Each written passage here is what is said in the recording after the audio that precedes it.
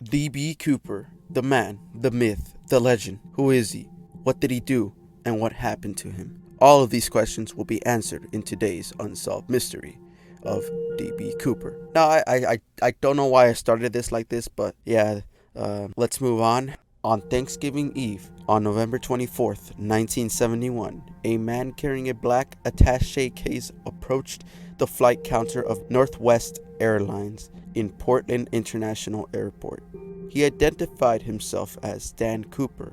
He used cash to buy a plane ticket on Flight 305. He was going to Seattle, Washington. Cooper entered the aircraft and sat down in seat 18C. After Boeing 727 took off, Cooper handed a note to Florence Schaffner. Damn, son! This man just gave a note to a woman, giving her phone number. Florence put the note in her purse, but Cooper leaned towards her and whispered, "Miss, you'd better look at that note. I have a bomb." What the f? Bro, imagine being the person who's like attending the people in the plane, man, and this person just says, "Oh, better look at that note. You better look at the note. I have a bomb." Just imagine that, bro. Like, Florence sat down next to Cooper, and he proceeded to open his briefcase and show the bomb to Florence. Cooper then closed his briefcase, and then he demanded $200,000 with 4 parachutes. He also demanded to be flown to Mexico City. Now, the crew of the plane were informed, and they flew in a circle for 2 hours. In the meantime, Seattle police and FBI agents were assembling Cooper's parachutes and ransom money. The money was 10,000 unmarked $20 bills. After Cooper met his demands, he let all the passengers get off the plane. Alright, so at least that's the good part. These people didn't have to witness a bomb. They never even knew. But damn, imagine being in that position, and then I'm like, imagine I was in that position right now. Dude, I would like go home. I'm like, oh, the plane flew 2 hours. It's like some problem. They said like it was a mechanical thing, but and then as soon as I turned on the news, like, this man hijacked the plane, and I'm like, holy shit. Cooper demanded the crew to fly the plane to Mexico City, but they had to stop in a location to fill up the gas of the plane. Cooper and the crew discussed where to fill up the gas. They all agreed to stop in Reno Tahoe International Airport. Cooper also demanded the crew to fly the plane below 10,000 feet and to have the rear exit door open with the stairs. At 7:40 p.m., Boeing 727 took off with only Cooper, Mucklow, Captain Scott, First Officer Ratzak, and Flight Engineer Harold Anderson. Coop told Mucklow to enter the cockpit with the curtains closed. At 10 and 11:30 p.m., 727 plane or aircraft landed at Reno Tahoe International Airport, but Cooper was gone, so he just vanished. Maybe, okay, so if it was open, right, he just jumped out of it. He literally just jumped out of the airplane with the parachutes that he demanded, right? Let's see. Let's keep going, guys. Let's keep going. Now, let's talk about the FBI investigation. The FBI immediately went out looking for suspects. The FBI also had an experimental recreation of the crime with the same aircraft. They found that after pushing a 200-pound sled, the sled moved up to a upwards motion. Okay, so that means if Cooper jumped out, right? He jumped out of the plane, he would have moved upwards. I don't know, man. I don't know if I don't know. I didn't even know they made an investigation, like, honestly.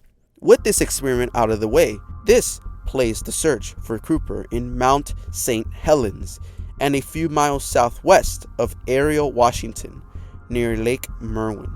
The FBI agents and the sheriffs searched the areas, and there was no trace of Cooper. Till this day, the FBI never found Cooper. Now, let's move on to the search for ransom money. The FBI sent a list of random serial numbers to financial institutions, but it will be until February 10th, 1980 that a person will find the ransom money. And guess what? Guess what? It was literally a 8-year-old named Brian. An 8-year-old found the ransom money. Despite the FBI searching the area for the ransom money, an 8-year-old with this family literally found some of the ransom money. It was in a complete different location. That is the crazy part for me. Like I still can't comprehend that. But anyways, the ransom money was out of the area where the FBI was looking. So that's forced the FBI to look around the area where the money was. But they found absolutely no trace of Cooper and the rest of the money. Now let's move on to the suspects. The first suspect's name is Robert W. Rackstraw. He became a suspect in 1978. He was a match because he had a military background, he knew how to make bombs, and he had a criminal record.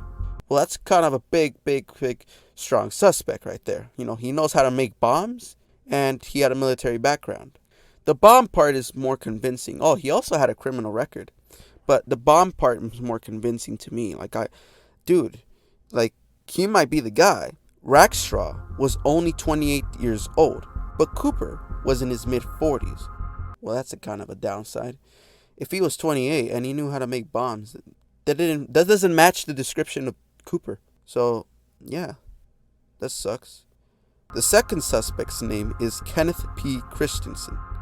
Now, Christensen had a military background.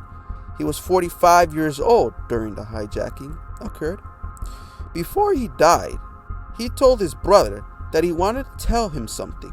Okay, so he could have told him, I was Cooper, or something. But then he died. His family also said that he had $200,000 in his bank.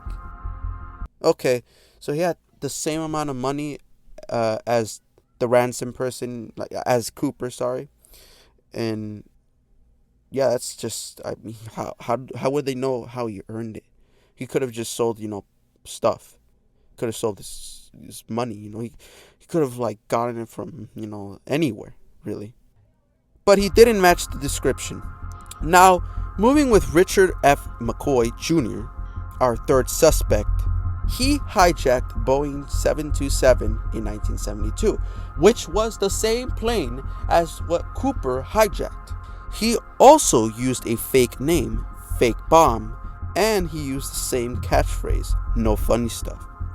He also had a military background, and he was an experienced skydiver. But the crazy thing is that he wasn't even 40. He was 29 years old. So that really doesn't match him at all. But yeah, let's move on to the theories, pretty much. So the first theory is that straight up Cooper died. I mean, as I mentioned before, McCoy was actually an experienced skydiver. Cooper was not, according to Wikipedia. His survival rate was very low because he jumped in pitch black. Who on earth would jump outside of a plane pitch black? Literally, with rain and wind at around 172 miles per hour. You're gonna be stupid if you do that. I mean, I wouldn't do that. Honestly, I wouldn't do that at all. 172 miles per hour. Dude, that could have blown. And he also had a parachute that was literally non-steerable. A military one, non-steerable. He chose, out of choosing the 4 parachutes, he chose the pair of 2 that were completely, bad. He chose the bad one. So I think this is my theory. I mean, I think the first theory is correct. I think he died straight up. But the weird thing is that they never found his body. So that's kind of weird. So, well, for the second theory, actually, there is no second theory. Yeah. I think, and for the ransom money, how did they find the ransom money? I honestly, I think it just fell out of his pocket and landed on the river or something, and just ended up buried there. I don't know. But I don't know how he survived. If you survived this, you're a true legend, bro. But actually, you're not. You actually hijacked the plane. That's kind of messed up right there. But anyways, I hope you enjoy my video on this.